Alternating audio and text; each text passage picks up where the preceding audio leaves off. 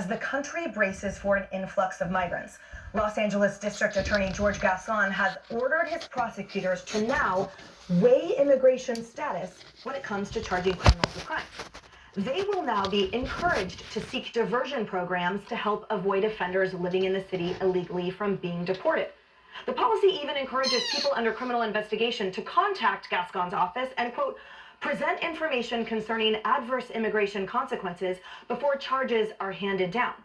The new directive comes as daily migrant border crossings are expected to double when Title 42 ends in less than 2 weeks. Kellyanne, in addition to the sheer idiocy of that policy, especially in its ignorance of assuming that those being charged can communicate effectively, speak English, understand, contact them. I mean, it's hard enough for me as an attorney to get through to courts and DAs, let alone someone in their underrepresented position. Remember that prosecutors there are still barred from cooperating with federal immigration authorities. And yet they tout that they've created this immigration policy on their own little island of misfits. There's so much wrong with this policy. It's political in nature. I don't think it should be legally enforceable. You have DAs like this everywhere, going around the legislature, going around the will of the people. If you look at everybody's polling, everybody's concerned about border security. They're concerned about an increase in crime, and they're really concerned about a lack of fairness now in our communities. They don't want plumbers and pipe fitters to pay for the student loans of doctors and lawyers. They don't want to think that you could just walk across the country into this country and get special treatment and favor. And the people who do it under the guise of being compassionate are the ones that drive me the most mad, because they act like they're being compassionate. You're not being compassionate to them. You're not treating them the same you want to treat everybody else. You know, in 34 years of being a professional pollster and focus group moderator, do you know the most common thing I've heard in decades are Americans saying, take care of your own first. Treat us fairly. Take care of our seniors who are deciding between groceries and prescription drugs. Take care of our children and lost learning. Take care of our... So here, one last thing. We used to have the quote in the Trump-Pence administration that when Title 42 goes away, the estimates at DHS were 9,000 to 14,000 illegals a day coming across the border. Jay Johnson, the DHS secretary for President Obama, said 1,000 a day would be a, quote, crisis. So let's just tie those two data points from two different administrations together and call this what it is, a crisis that Gascon is making worse by not only refusing to enforce existing laws, but creating brand new laws. And yet, Harris, exactly to Kellyanne's point, the DA touts this as protecting immigrants and ensuring public safety. Anything but, for all the reasons she just articulated and for all the reasons we report every day, which is the skyrocketing crime there in that county and city. Well, and how many more people are they about to see? Because you said what Jay Johnson said, 1,000 would be a crisis. You said in your administration that 9,000 to 14,000 if you wiped away Title 42. We have almost that many now. Right now, Title 42 is still in place until December 21st, and then reports that the number that they'll expect after it goes away now is 3 times what we have right now. Oh my gosh. Millions. That's a lot of people every day. That's like 30,000 people a day, potentially, if you do the math on that. But I want to talk about what you're saying, the adverse immigration consequences. So what they're saying is that by adjudicating the process of law against people who break our law when they're, by the way, when they come here illegally, they've already broken the law, but apparently nobody wants to talk about origin crime. But once they get here and then they further break our laws, Gascon is looking at it, well, you know what, give them a break. They've already had a break. Now they get a further break. And then you want to give them a break so that you can not interfere with their immigration process? As criminals, I don't understand that. Well, unable, while totally hamstringed from communicating with what Congress has delegated authority to manage exactly that. You're a physician. Every triage, everything, you put oxygen on your child first before you you stem the hemorrhaging huge stab wound before you attend to the cut. This is such common sense. Why does it escape the left? Well, and I'm a physician who did most of my training in Arizona, a border state, so I did see a lot of the illegal immigration, a lot of the consequences. But we have to remember, legal immigration is vital to our society, but that's not what we're talking about here. My father's a defense attorney in Arizona, and he actually has a federal contract, and he represents some of these illegal immigrants who come into the country, commit crimes, and then he is their representation. And he says from petty theft to drug trafficking to murder, after they do their time, they get deported, but often they come right on back, and he sees them again, not because that they're now coming back as hardworking citizens, but because they've broken the law again. Taking away the deportation will not help the situation, and given the fact that our border is wide open down there, they do just keep coming right back through. We have to have a stronger border, and they need to continue to be deported if they commit criminal acts in our country. And how many more examples do we need of, like Bambi Larson, for example, in San Jose, brutally murdered by an illegal immigrant who had been arrested multiple times, who was on the watch list multiple times, but because the city and state officials can't communicate with federal law enforcement, he was free to roam around and butcher a hardworking, beautiful American soul. How many more of those have to happen? Apparently, many will, because to talk about what Harris mentioned before around the numbers, right? Yeah. The estimate that I'm seeing is 18,000 people will enter this country illegally if Title 42 is taken away. Now, we got to put that number into context. 18,000, 15 blocks from here, Madison Square Garden. The Rangers get 18,000 people watching there a night. You fill that arena every night for 365 days. That's more than 6.5 million people will enter this country in 1 year alone, on top of the 5 million who have already entered during this administration in terms of who's been documented and gotaways. That total number then is 11.5 million. There are 43 states in this country whose entire population isn't more than 11.5 million. That's what we're talking about. Yeah. And when we talk about resources, hospitals, which are already overrun, our medical system is going to be completely and totally decimated as a result of this, among 100 other things, Emily. You know what? Can I just pick up on something you said and the divergence of the numbers between what we have now, what you say, what your administration was looking for. The whole point of all of the guessing about the numbers is we don't even really have a number drill down on who's in this country right now. Yeah. And because if we did, we'd be better off knowing what's going to happen exactly when Title 42 goes away. We do know that there are Venezuelans who've been massing at the border in Mexico to get in for December 21st, and that Mexico's police force has had to physically fight them off to clean out the camps where they have perched themselves to come in when Title 42 goes away on December 21st. So somewhere between 18,000 and 30,000 a day, people will be flowing in. And that adds to a number that I still say is more mysterious for us in this country. How many really have already come through? We don't know, because the got-away number keeps getting bigger. And how many terrorists are part of those numbers? That's the question. That's right. All right, we could talk about this all day. We have to go.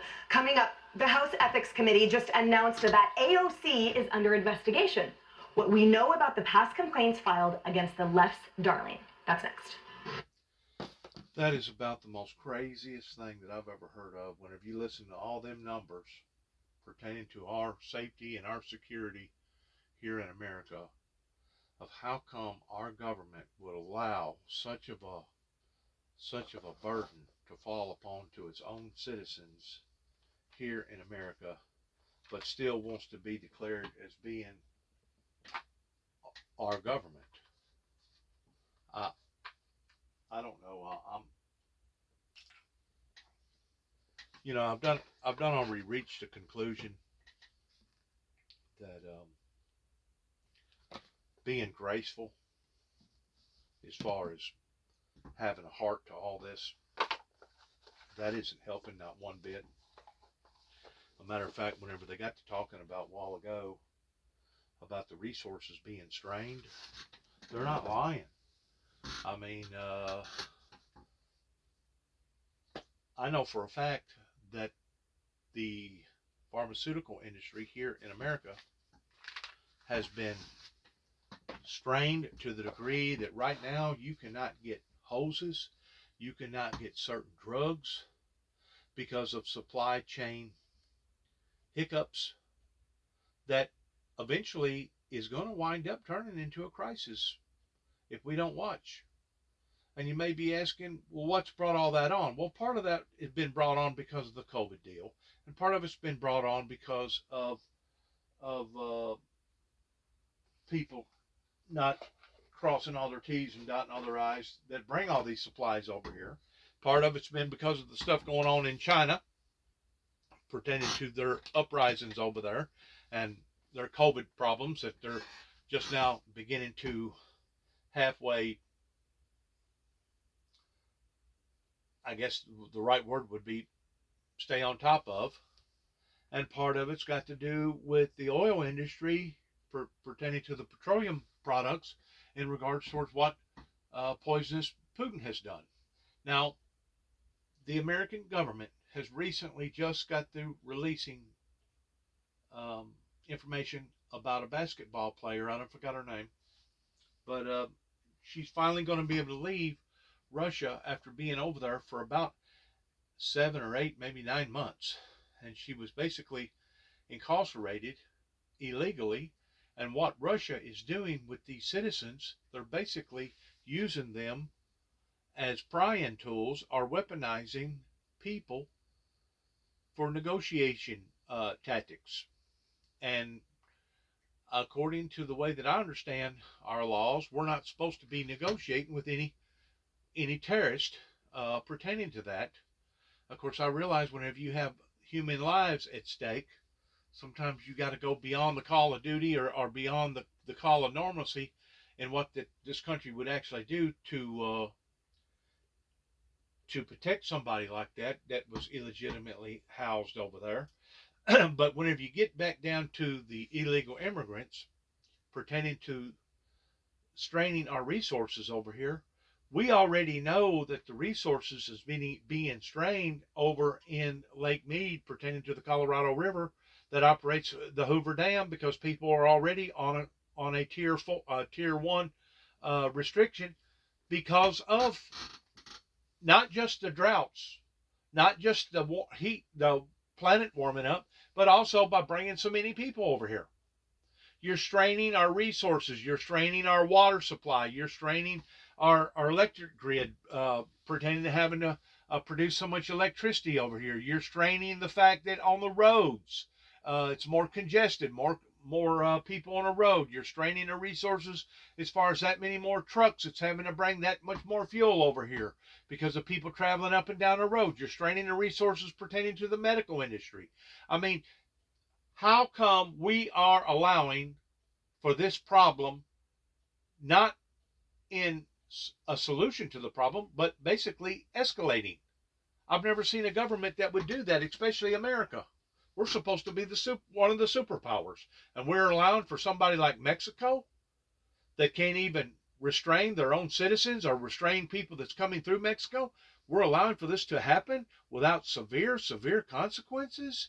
I realize that we're kind of caught in between a hard place and a rock, because we get a great deal of produce probably from those southern regions. Probably, if the truth be known, probably about 35-40% of everything that we get in the grocery store pertaining to greens, bananas, cabbage, lettuce, carrots, whatever, apples, probably about 35-40% of that all comes from that border down on Mexico. So I realize that it's a tick for tack type deal pertaining to stopping this, but at the same time, for surely to God, they understand of what they're doing to us, that if the truth be known, if it was in the early 1800s, it would be considered an act of war by allowing for all these illegals to come over here like this.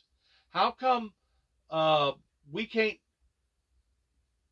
get a handle on all this is beyond me, because it's not just straining the resources, but it's also taking away from the labor pertaining to the labor market over here in America. It's taken away from a great deal of other things that are being strained, and also it's bringing that much more danger into our atmosphere, because we have no idea who these people are, what that they've been subjected to, what that they have done over in these countries, because they don't register or record their people like we do over here. If anything, over here, they record the people too, daggum well, to the degree that if you do make a boo-boo in your life, you can't even get out here ordinarily and get a loan or get a decent job, because now you're being persecuted, double jeopardy basically being committed upon to your life, because now you can't get out here and re-reform. Why can't we re-reform?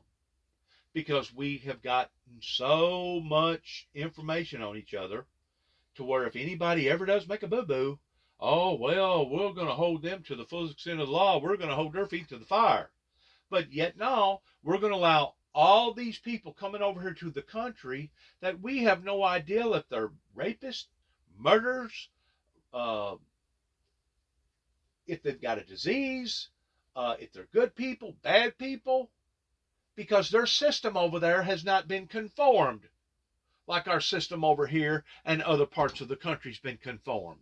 These third world developing countries should have been already developed 30 plus years ago during the latter part of Ronald Reagan's administration, especially whenever the old Russia, USSR government fell in 1991.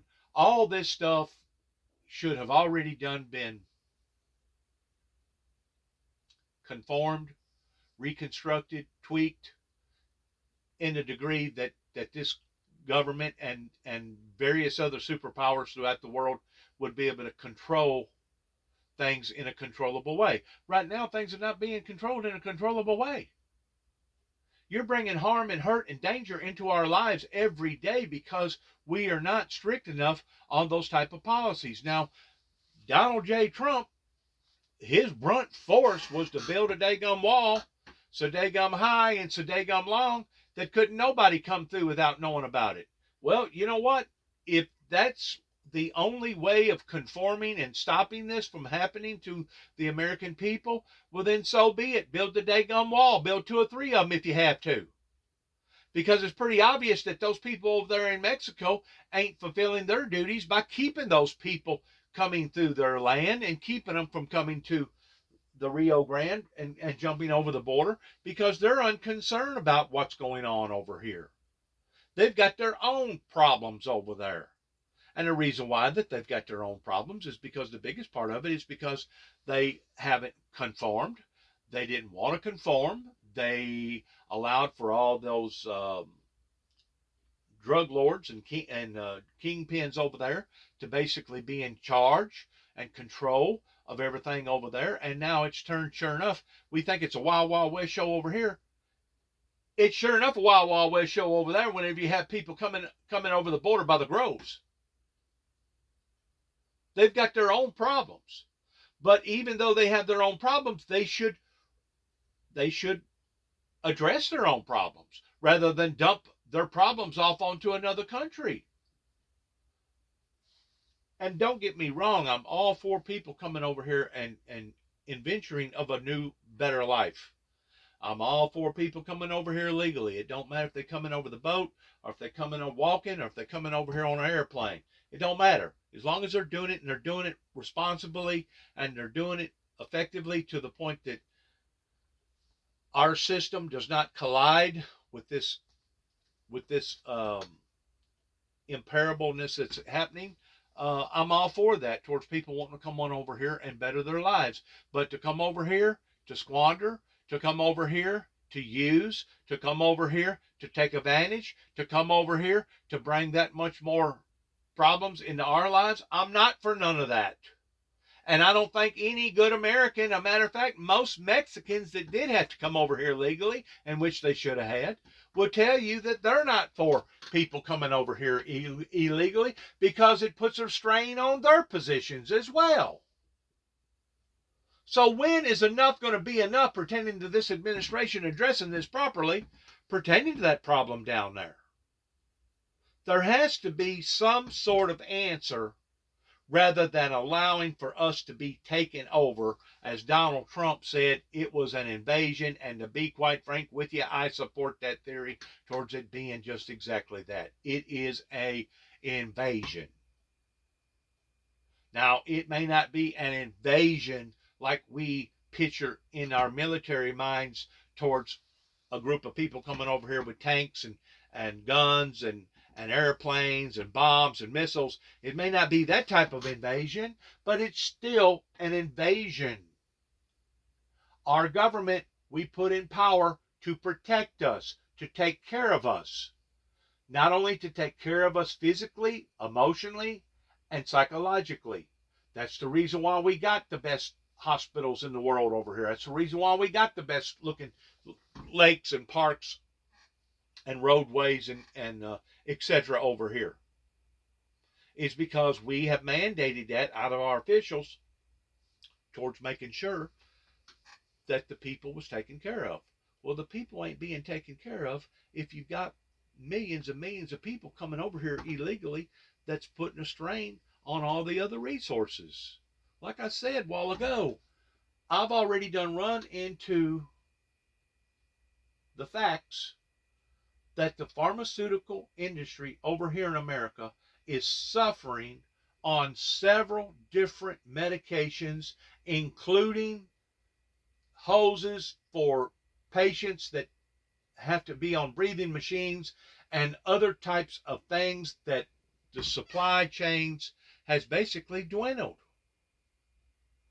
If you put the resources with the demand on top of COVID, on top of the supply chain issues, on top of what the petroleum oil industry's done, pertaining to what other things is going on in the world, it is affecting people's lives.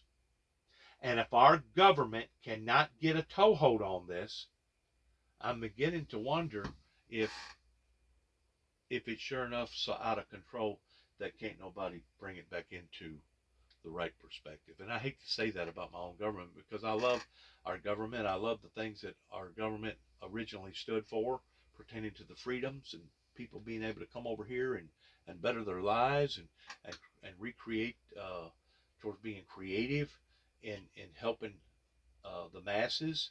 I think America is one of the greatest countries in the world.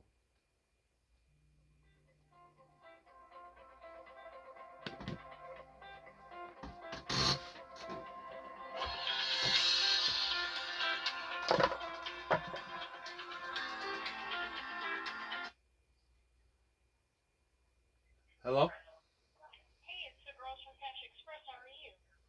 From Cash Express. What is this Cash Express about? We were just calling to wish you a Merry Christmas, that's all. Okay. Well, that's an awful nice thing to do. Yes, sir. Well, you have a good day, and I appreciate that, okay? Thank you. You too. Bye. I have no idea what that telephone call was in response to. Maybe it's title for cash or something like that. I don't know what that's about. I ain't called on them. They just randomly call you at any given time. While at the same time, they're hosting a gender name change clinic tomorrow. So, Kellyanne, there's the obvious disparate approach, which, because they're public libraries, is a pretty glaring breach of the Constitution. But what killed me was that 50-plus libraries he and his team reached out to, and every single one denied him, from coast to coast, Rhode Island to California. And the comments, they literally went on the record saying things like, in Providence, Rhode Island, Rochambeau Public Library, no, we'll pass on having you run a program in our space. City Heights in San Diego, I don't think that's something that we would do because of how diverse our community is. I don't know how many people you would get. San Lorenzo, we're really sorry, but we're not interested. And Indianapolis says a bunch of stuff and then says, we have a strategic plan in place. We're really looking at authors who are diverse, authors of color. That's really been our focus. And when Brave Books pointed out, look, Cameron's book is diverse. That's the whole point. It's representing diversity of thought and faith. They responded, no, we're focusing on racial equity. Well, at least they're honest about who they are. But what they're not honest about is what is the function of the public square, of our libraries, of our First Amendment, of allowing our children, first and foremost, to be acclimated and exposed to a diversity of not just individuals, but thought and types of literature.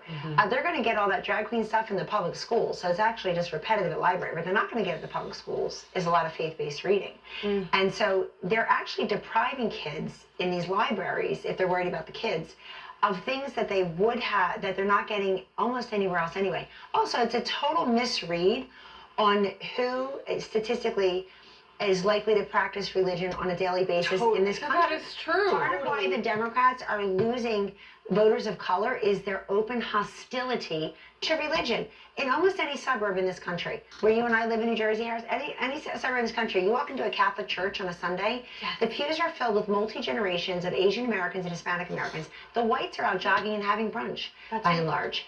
And so they're actually, they think it's the usual thing of rich white people telling everybody else how to think and what they need. Wow. Harris, I can't that imagine their is really heads interesting. exploding And black when you walk churches into in their- this Oh my country God, of played course. such a huge role in the 1960s and changes in They're this still country. so vibrant, Harris. Yeah, no, it's so people just- true. That's so interesting. Yeah. No, yeah, I just can't imagine their heads exploding if you showed up. You have just authored a faith-based Let's book, go. and you don't have the skin color that they want you to have. It is Well, preposterous. Biden didn't think that maybe if you didn't vote for him, you might not really be black. So I guess that could exist. The thing that I'm curious about with this, though, is are they saying separation of church and state is their argument because libraries are public owned? Because do we need to amend the Constitution then to say separation of church and sex in order to make this equal? You're thinking harder than they did. They said, I don't know. I mean, Right. the ridiculousness of what they're saying also disparages the people who are LGBTQ. Like, you do realize that when they discriminate for any reason, they're coming for everybody. oh, yeah. They just happen to have picked a certain lane that they like this week. And I'm married to a Jewish man. I know a little something about. They eventually get to you. They eventually get to you. I love that point. The closest church to my mom's house, the pastor there is a female lesbian. How does that reconcile? And by the way, it's across the street from a public library. How would that reconcile in their tiny boxed world? Well, they can't. By the way, I'm married to a Jewish man too, so we gotta love them, right? But I just want to say one thing, because I've actually read this book. My boys got their Brave Books treasure chest this week, and in this was the latest book, As You Grow, by Kirk Cameron. And people will think that all of a sudden he's espousing all faith and like it's reading the Bible for children, but that's not even what this is. This book is all about, overcoming hardships. And one of my son's favorite lines is, it said, always enjoy the little things in life. And just because something bad happens, that doesn't mean that the course of your life is changed. And it's all about hope and faith in that sense. So it is so wrong that they wouldn't allow people the opportunity to see this book. And if no one shows up to those book readings, fine. The people have spoken, but give them the choice. That's my point. As a parent of a Cameron, when it comes to Kirk Cameron's book, let the parents decide. If they don't want to go to the library to hear that story hour, that's their right. My son's in CCD right now, and he's in first grade. It's always just a very positive message, and he comes home, he's excited to share it. But some of these libraries that you talked about that are rejecting this, they're the same people that are teaching my first grader about sexual orientation and gender identification. They're for that, but they're against something like this. Again, teachers should not have that conversation with my kid. Does it not fit under the same category that we restrict our people over here while making sure everybody is born now with a social security number, and anything that you do will affect your life pertaining to your credit background or pertaining to your criminal background, that all those entities will affect our lives over here in one form or another, but yet no, we'll let the guard down towards allowing for all these people to come over here that had never had a social security number, that we have no idea if they was mass murderers or rapists or whatever. It's a controversial double-edged sword that we practice one thing for our own citizens, but then we open up our arms by allowing for the government to basically allow for these entities to attack their citizens, or to diminish their quality of life, or to be putting a strain off on the resources to the point that now we have to suffer on account of other countries that obviously can't mend and take care of their own problems. I really don't think that our ancestors intended for all that to occur whenever they sat down and they wrote the Constitution and wrote some of the other bylaws that our country is supposed to abide by, because the bottom line is this: if you have done something illegally, first of all, that puts you in a category of being a criminal. Secondly, if you have come over here to America illegally, you are a criminal. Thirdly, because you are a criminal, that means that you are not entitled to all the things that those that are not criminals are entitled to. So whenever you start no longer operating in the pretense of that, to the degree that now you're just going to let whoever come over here, and you're just going to let whatever happen, and it don't matter if they got a social security card, it don't matter if they got AIDS, it don't matter if they come over here to steal or take advantage of people, then you have a dysfunctional government, and then you're bringing a burden upon to society that they do not deserve. It's not warranted in our government allowing for this to occur. And then they want to scratch their heads and wonder how come January 6th happened. Well, these are all the characteristics of the reason what makes people upset, that makes people wonder just exactly how far out of control is our government whenever it comes to these type of issues. It's really, it's demoralizing to me. It's absolutely demoralizing to think that our ancestors fought so hard for the this rights, morning, but also at the same time, the heartbreak for the rights that we have, and then to think that our country would squander those rights. Let's get back here to this one other story here that I felt like that needed to be addressed on this particular video pertaining to not illegal immigrants, but people that has went to other countries legally and gotten blackballed by various country leaders, especially these authoritarian communist controlled countries that want to basically kidnap our people and hold them as hostages and use them for, weaponizing these people to be able to bargain with America because they disapprove of whatever's going on. This is all chaotic and it's wrong. And I really love the fact that our government stepped in and they're bringing that young girl back from the basketball team. That's a good thing. But it's not a good thing to know that there's probably not hundreds, but thousands of people out there that have gone through similar situations. Some of them brought it upon to themselves. You got to admit that out of all the people that's are captured by all these other different countries, must be something too. Some of them had to have done something wrong to be able to be incarcerated like that. But you also have to look at the fact that there's probably hundreds, if not thousands, of people out there that didn't do nothing wrong, that basically got picked on because of that particular government or that particular branch of law that was unjust in favor because they was Americans versus being the type of people that they was being prejudiced. the Task Force for American Hostages Abroad. We are staying dedicated to this. The Biden administration has been incredibly transparent and dedicated to the family. The Whelans have met with the president in the White House. And we also know that Trevor Reed was released earlier this year on different circumstances. And so there's many diplomatic channels that we can pursue. And most importantly, rule of law, democracy, the United States. We will continue to push for Paul's release, and I am not giving up one minute. President Biden said today at the announcement that for illegitimate reasons, sadly, Russia is treating Paul's release different than they are Brittany's. I mean, can you give us a little insight into why that is? Does it track with what you know? Yeah, the president's absolutely right about that, and we've known that from the beginning. Paul is a different circumstance. He went through a sham trial being accused as a spy. We also know that some of the information that's coming down is going to be top secret, things that we can't share. The president has made that clear.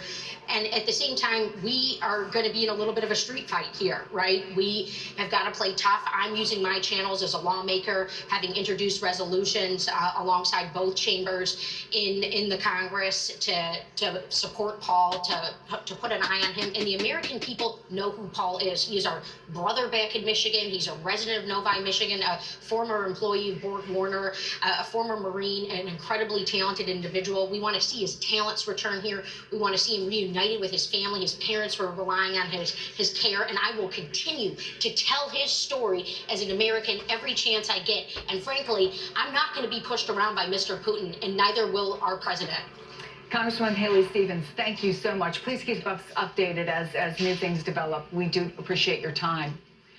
2022 is now the second worst year for gun violence in nearly a decade. Is Congress any closer to passing an assault weapons ban? A Highland Park shooting survivor is pushing for that in Washington and joins me next.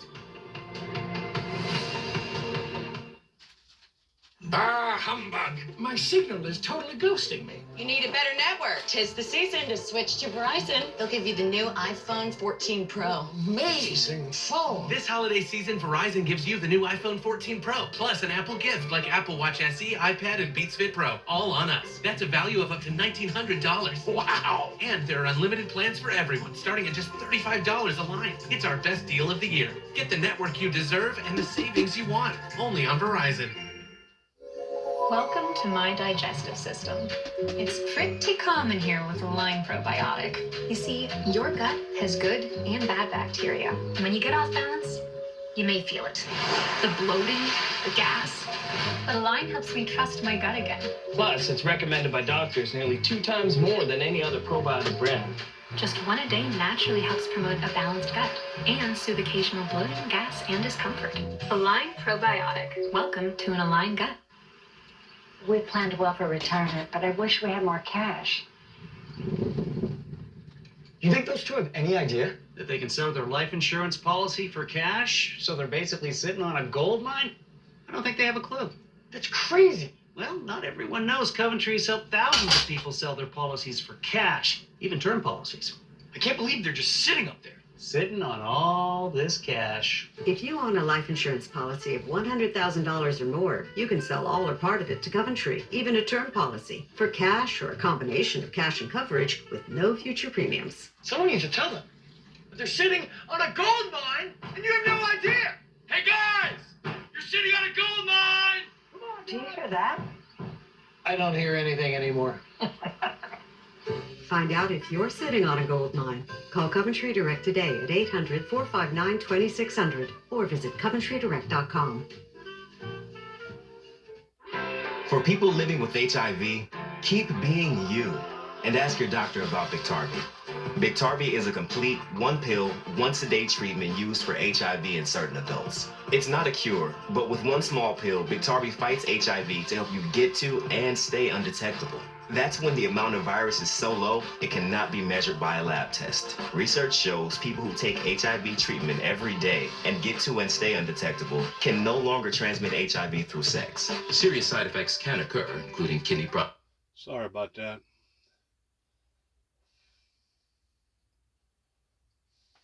President Biden, surrounded by loved ones and survivors of gun violence, with the toll taken by the loss of their loved ones palpable, as he pushes once again for Congress to pass an assault weapons ban.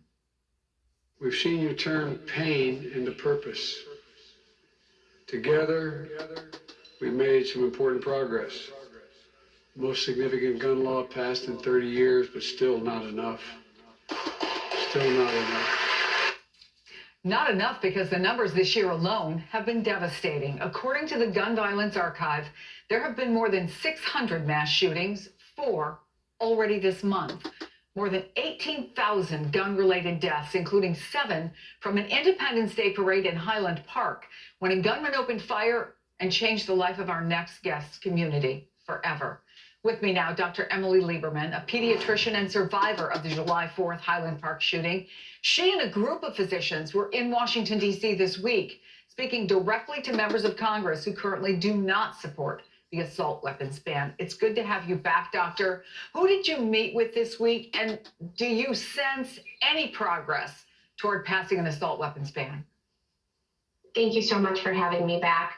I brought 60 physician gun safety experts and advocates, injury prevention researchers from across the country, representing over 25 states whose senators don't currently support the assault weapons ban. to sound the alarm at our nation's capital that mass shootings are a public health crisis. We had over 40 meetings with senators and their staff on the Hill. We met Republicans and Democrats alike to present scientific evidence and data to demonstrate that mass shootings can be prevented. Lives can be saved simply by Senate acting and signing the bill before the end of the year to ban assault weapons and high-capacity magazines. You heard President Biden acknowledging how difficult it is for families and victims who have to relive this over and over again every time you go and you meet and you tell your story and you present your facts. I wonder what this time in D.C. meant to you personally and to the other doctors who are on the end of this, where they have to see people in emergency rooms. They have to see people in surgical suites.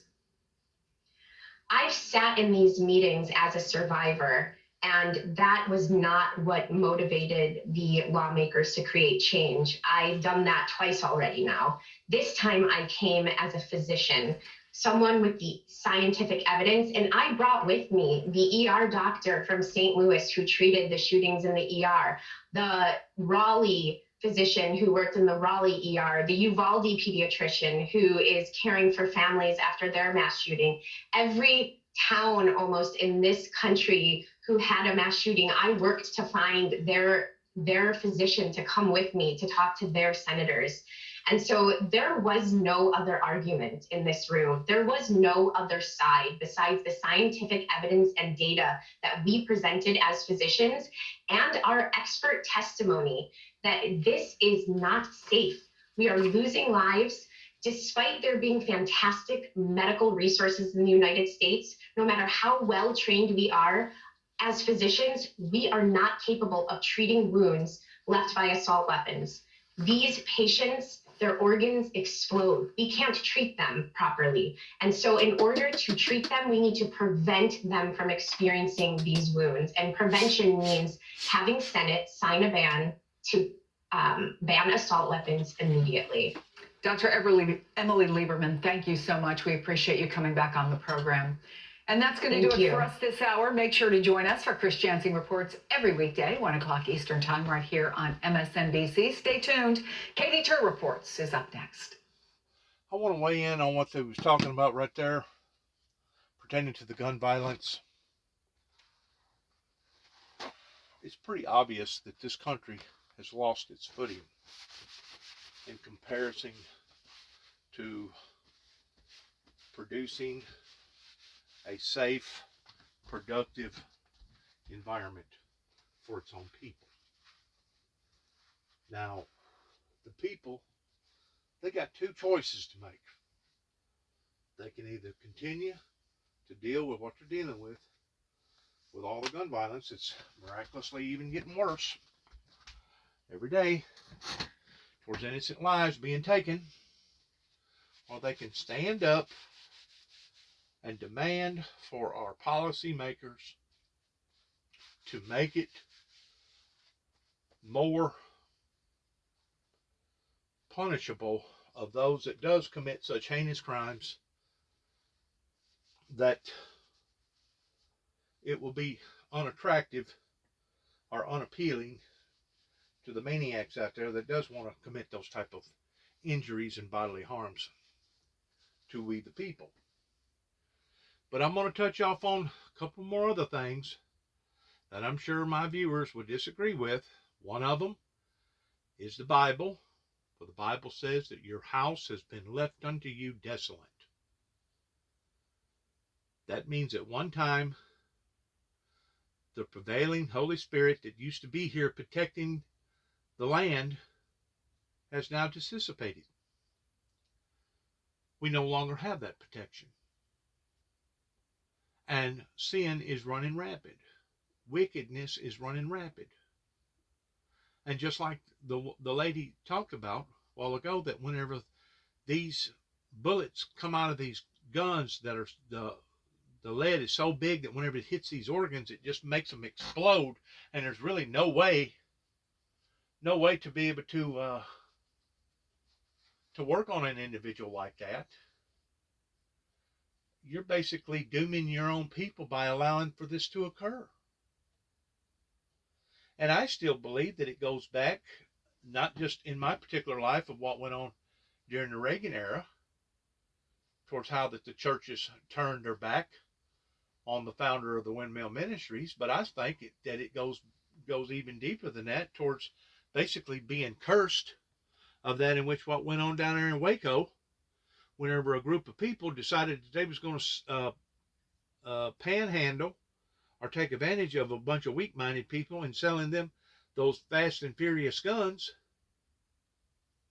deliberately trying to entrap them, and then tried to turn it around towards actually busting them, punishing them, because they was the very ones that sold them the guns to begin with.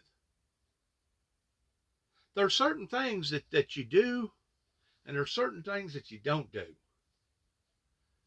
And for a government to operate its law procedures that way is absolutely asinizing, if you ask me, because that's one reason why then a lot of these states, entrapment tactics like that is illegal, because you're actually taking advantage of those people's weaknesses or those people's desires to the degree that you're doing that intentionally so that you can punish those people and make their lives miserable. Well, by a law that's willing to do that to its own people, now it's backfiring to the degree that now we're getting what we're getting, which once more is a proven fact pertaining to the Bible, that our house has been left desolate. Our house, pertaining to our lifestyle, our home, our nation, our community, has been left desolate. So we, the people, is going to have to do one or two things. We're either going to have to get used to putting up with this, towards it even getting worse, or mandate some sort of heavy restrictions, not only towards the people that buy the guns, but the people that commit these type of acts, towards making examples out of them. And if you don't, eventually the wicked and the bad is going to take over the good. And there won't be no good. And whenever that occurs, that's whenever God the Father will come back, and he'll put an end to all of it, and coming back in flaming fire, taking vengeance upon them who are not wanting to act godly and bring condemnation down upon everybody's lives. And don't think for a second that he ain't capable of doing it, just like he's done it to other generations before us, or other cultures before us. It's extremely out of control, regardless whether it's the guns, regardless whether it's illegal immigrants, regardless whether it's all these countries that are taking advantage of us. All of it is out of control. And I go back again and again and again, and if you know anything about my testimony, you'll know that in 1988, whenever 9 tapes was given to the White House during Ronald Reagan's administration, that's whenever the Republicans that was in power at that time decided to take a left turn instead of a right one. And the churches embraced it. The churches embraced it to the point that they was not going to have anybody coming out into the eyes of the public with a message such as the founder of the Windmill Ministries has got. Once more, you're dealing with a group of people that speak out of both sides of their mouth. They talk about the one world government. They talk about the Antichrist. They talk about the opening of the seals. They talk about the false prophet. They talk about the 2 witnesses. But whenever it actually comes time for them to get involved in pursuing those prophecies, we see how quick that they scatter, just like a bunch of rats scattering off of a sinking ship, trying to save their own hides. It's incredibly out of control. And we are steadily approaching the Great Tribulation period, as it talks about in Revelations, if we're not smart enough to turn the helm around, to get into better waters pertaining to the storm that we're in right now. And you have to admit that it is a storm. We are in a storm right now. We have like two different realities in America going on right now. You have a reality of the fortunate, of those that it's hurting a little bit, but it hadn't just stonewalled them. It hadn't just absolutely just knocked their feet off from underneath their bearings. And then you got another group of people in their reality that their lives has already done basically come to an end in the degree towards going to lose their house, going to lose their car, done lost this, done lost that, that they're basically becoming homeless. I mean, you got two different realities that's colliding with each other here in America and throughout the planet. And, you know, they claim that oligarchs don't exist in America. Well, I disagree with that. I think you got oligarchs over here. They don't call themselves oligarchs over here. They're just big, mighty, rich people that was at the right place at the right time. And now they're greedy and selfish, and they don't want to share none of their wealth, even those that helped to make them with their wealth.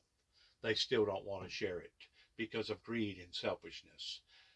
And you got too many loose ends that's colliding with each other, that's causing society to get into this uproar.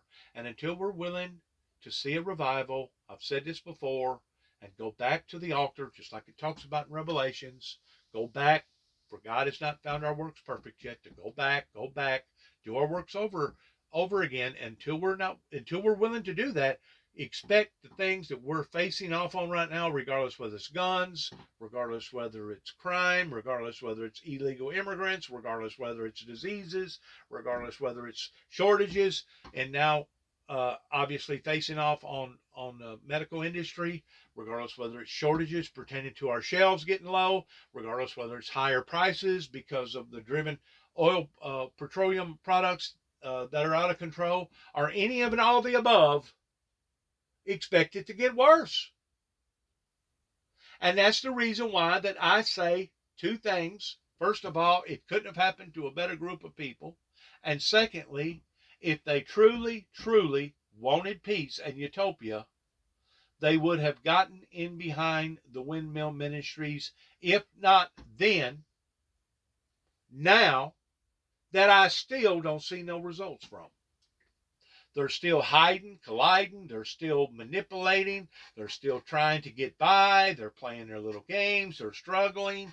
But eventually, it will collapse. And whenever it collapses, it'll be just like that gallon of milk that I keep talking about. That whenever that gallon of milk goes bad and spoils, it don't spoil on the bottom and the top still good. It don't spoil on the right-hand side and the left-hand side be still good. It don't spoil in different departments. Whenever a gallon of milk goes bad, it all goes bad at the same time. Just like whenever this government clashes to the degree that our system basically collapses. It's not going to collapse on the East Coast and the West Coast still be good, or vice versa. It ain't going to be that people's money is going to be good pertaining to the rich, and all the poor people's money ain't going to be no good. This is going to affect every human being on the continental United States whenever this occurs. And if this is where society wants to drive itself off into, I just hope to God that they know what they're doing and they know what they're getting into, because all this gory stuff that they see on TV that Hollywood creates and tries to glamorify, it's not going to be a glamourifying moment whenever total chaos and anarchy sets in here in America. Thanks again for listening. Good luck to each and every one of us. Want to say God bless America. We're getting pretty close to the anniversary. This is the 8th of December. The 10th of December was whenever all the outbreak of all the tornadoes had an onslaught of them here in this particular area and up towards Kentucky. Just want to say we remember you and your sacrifices that you had to make pertaining to the adversary that come down, that caused such remorse and distress into your lives. We're still there for you, not just in prayer, but if we can help you in any way, please don't hesitate to let us know.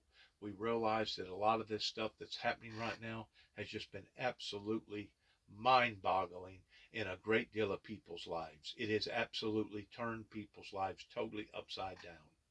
And that's one reason why the gun violence is doing what it's doing. That's one reason why the suicides is doing what they're doing, and all the above. We have a society that is basically regurgitating upon to itself. And if you think it's bad here, go to some of these other countries. It's sure enough gotten bad. That's the reason why we need God. Just like Franklin Graham, Billy Graham's son, continues to keep saying, it's only going to be God that's going to turn it around. But it's got to be the people that wants God to turn it around. And if you don't want God to turn it around, it won't get turned around, because it's basically out of the hands of humanity. It's going to take a spiritual mending pertaining to our morals. And if we don't allow for God to move in that direction, you can expect more hardship and more agony, more bad stuff. I'm so glad that it has rained the past 4 or 5 days here. It's exactly what the farmers, not only the farmers, but the civilians need in this area, because it helps to fill back up the aqueduct system up underneath our feet towards, maybe the wells won't go completely dry this year, depending upon how much the farmers have to use irrigation systems. But I actually, it's kind of like that song, I Bless the Rains in Africa. I'm getting aware that every time it rains in America, I actually thank God for it. Thank God that we're getting rains. Thank God that our Mississippi River's filling back up. Thank God that our Tennessee River and our ponds and our lakes is filling back up, because all this stuff has an effect up onto our lives. And if it's not showing up yet, it eventually will. If you live long enough, it eventually will, because it affects underground aqua systems to the degree that people's wells either go dry or they have to dig 100 foot deeper. That costs a lot of money to do that. And one thing adds to another thing that creates another thing. So I thank God for the rains that we've been getting for the past 3 or 4 days, and the way they talked on WPSD News this morning, that we can expect another batch of it this weekend, later on this weekend, and then possibly even another batch coming up through here next week. So, don't gripe about the rain. I know it's an inconvenience for a lot of people, and you got to be more cautious whenever you're driving. But don't gripe about it, because this is our life source. And if we don't have H2O pertaining to our life source, we have a society that is unsustainable towards living. Thanks again, and good luck to all of us. I want to say God bless America, God bless our troops, and shalom.